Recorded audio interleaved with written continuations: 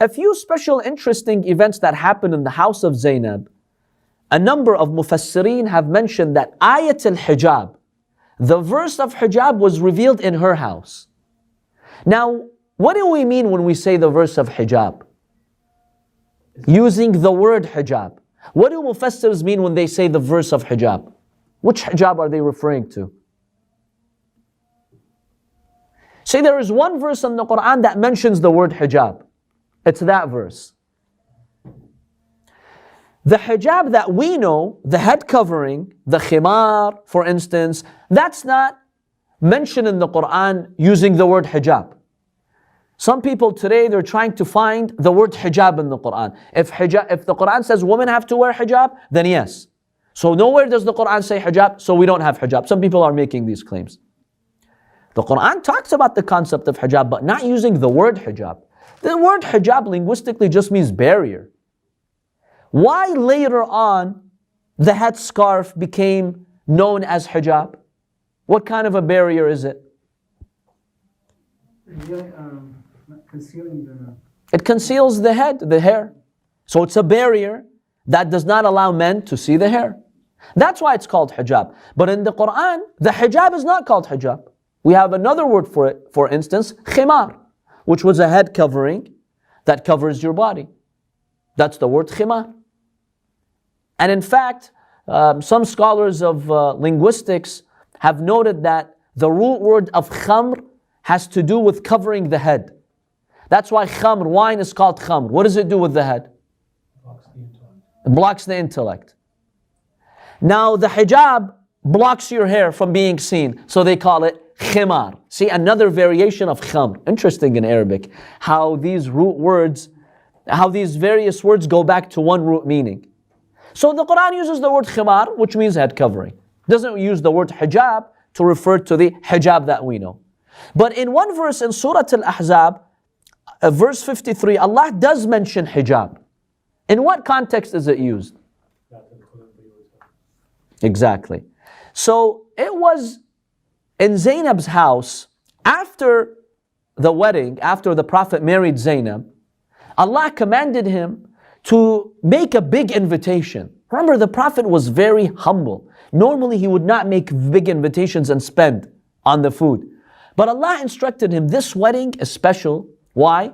Because I commanded you to marry Zainab to break all these traditions. So I want you to invite as many people as you can so people vividly see this marriage. It was a way to publicize this marriage and that the Prophet has married Zainab to break these traditions. So the Prophet invited a lot of people to his house to give them the wedding meal. They call it walima in Arabic.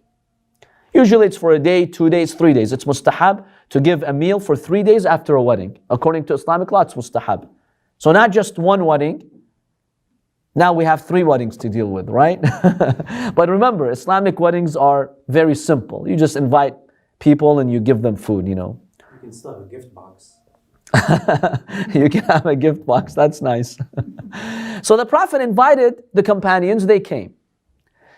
Now 2 things, I don't want to say annoyed the Prophet, because the Prophet is of such a high character, we don't even use words. But 2 things were inappropriate that happened. See, let's say the meal is at 4 p.m. Some companions showed up way earlier than that, because they wanted to be the first to get the food. Okay, yallah, the Prophet will deal with that, people coming to your house before it. But then what's troubling is that some companions stayed longer. So when the meal was over, everybody got up to leave, except 3 companions. They stayed. They kept sitting and chatting and chatting and chatting in the Prophet's room, in the Prophet's house. And remember, when we say Prophet's house, don't think of this luxurious 10,000 square feet house. We're talking about a room. That's the Prophet's house. It's just a room. So a group of companions would come, they'd eat, they'd go. Another group would come, they would eat, they would go. Everybody left except these 3 guys. They started chatting. But the Prophet is very polite. He sat there. You know, how is he going to signal to them, okay, leave, I'm busy, I'm a husband, I'm a father, I'm the head of state, I'm a prophet, I've got business. You guys don't have anything to do. I'm busy, leave. But how is the Prophet going to communicate that to them? So the Prophet sat. Okay, there was no hope of these guys getting up and leaving. So the Prophet ﷺ, he got up. Anas, the servant of the Prophet, he says, I got up with the Prophet. And when the Prophet left the house, that was his polite way of signaling to them, okay, leave guys, this is my house. I have, things to do. So the Prophet went to do a few things for a while, then he came back. When he came back, he saw these guys still sitting in the house, chatting as if nothing happened. Now this disturbed the Prophet ﷺ, but the Prophet didn't say anything. Look at the akhlaq of the Prophet. Who has the audacity to do something like that to a king, to a president, especially in the past? But look at the beautiful akhlaq of the Prophet. So when the Prophet came back, Allah subhanahu wa ta'ala revealed this verse. Allah had to break that habit of these three guys. Allah revealed verse 53 of Surah Ahzaab. Ya ayyuhalladhina amanu. All people who believe. Here's some instructions. And these instructions are just common sense. Subhanallah. Some people don't even have common sense. لا تدخلوا بيوت النبي إلا أن يؤذن لكم. First of all, don't enter the homes of the Prophet except with permission. Because some of those companions, they felt they could enter and storm into the Prophet's house whenever they wanted. It's as if the Prophet is their employee. You go and see him whenever you want, storm into his house. The Quran said, no, get permission.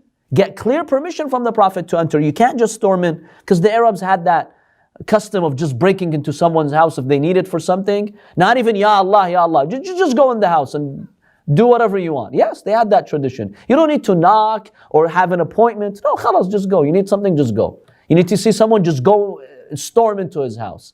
Some of them did have that. Unfortunately, that custom. Not even a text message? No text messages, no phone calls, no pagers, nothing. Just storm in. So the Quran says seek permission. Don't just go in like that. إِلَّا أَن يُؤْذَنَ لَكُمْ إِلَىٰ طَعَامٍ. If there's an invitation, the Prophet, he himself tells you to come.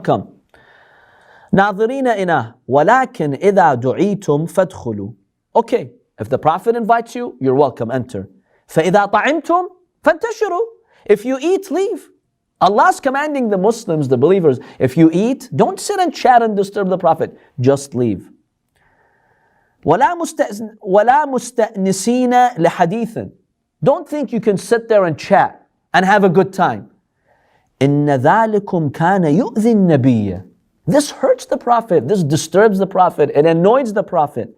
فَيَسْتَحِي مِنْكُمْ.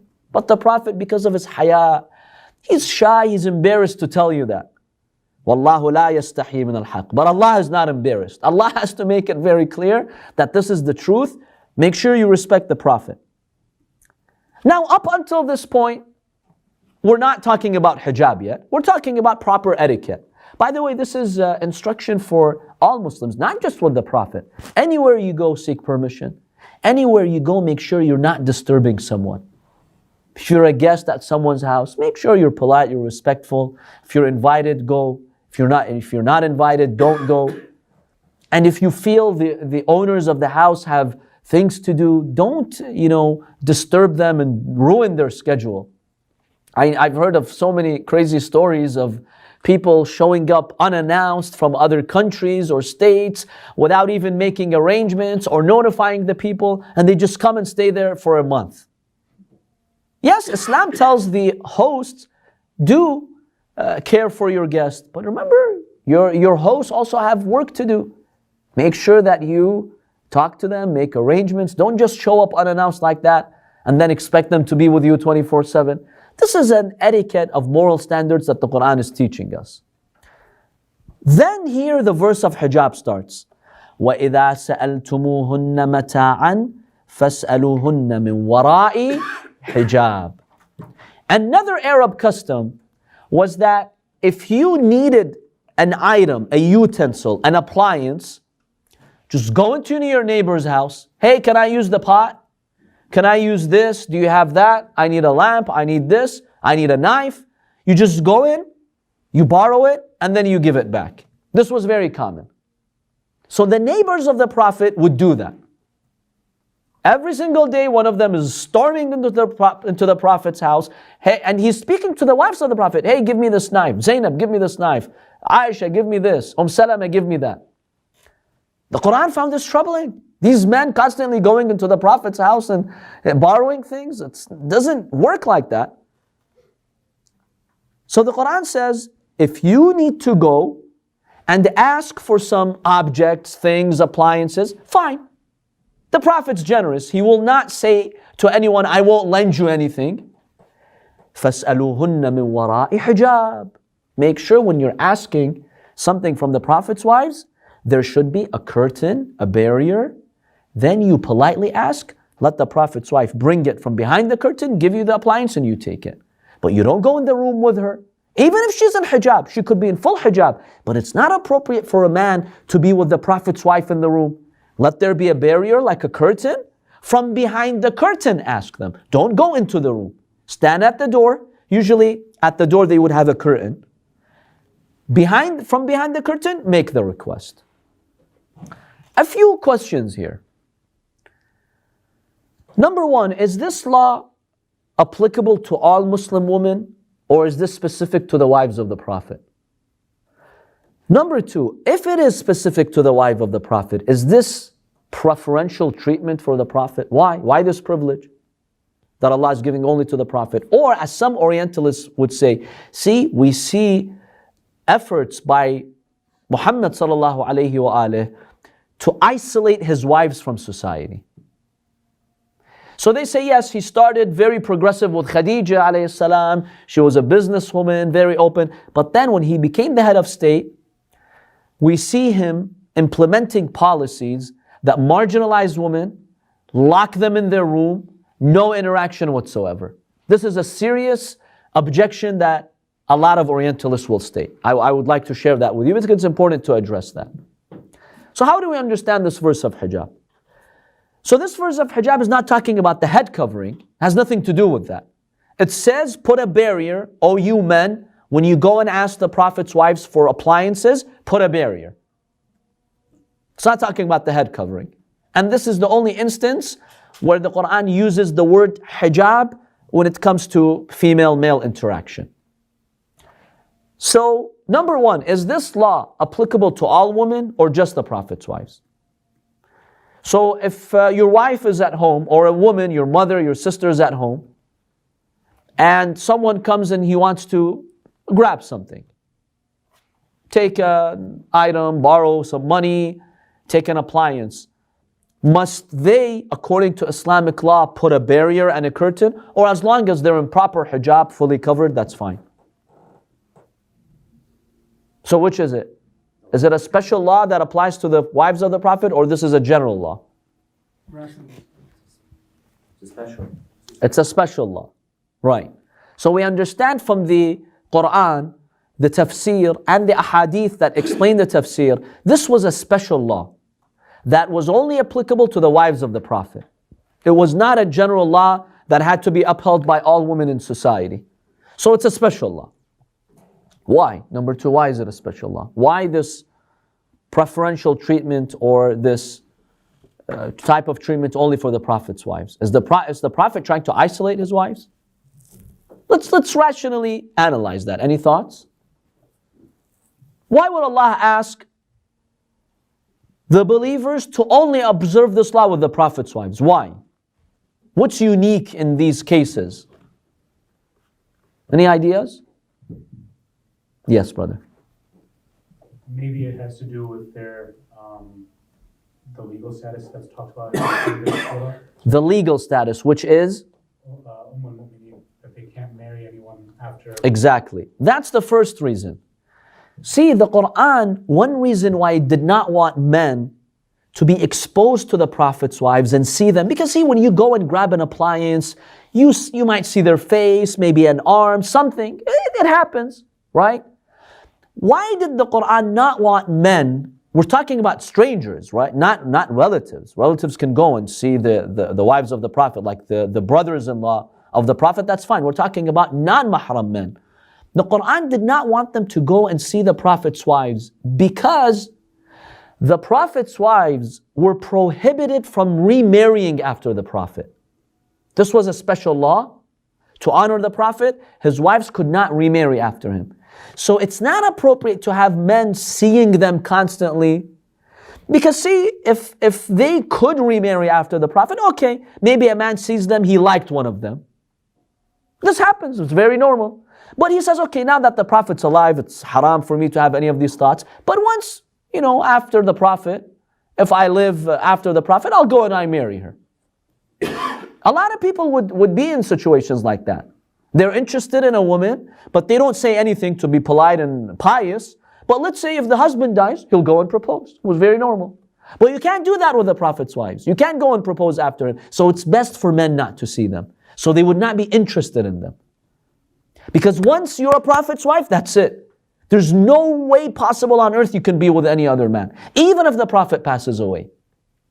So you see the wisdom behind it? Any objections to this part? Can't you also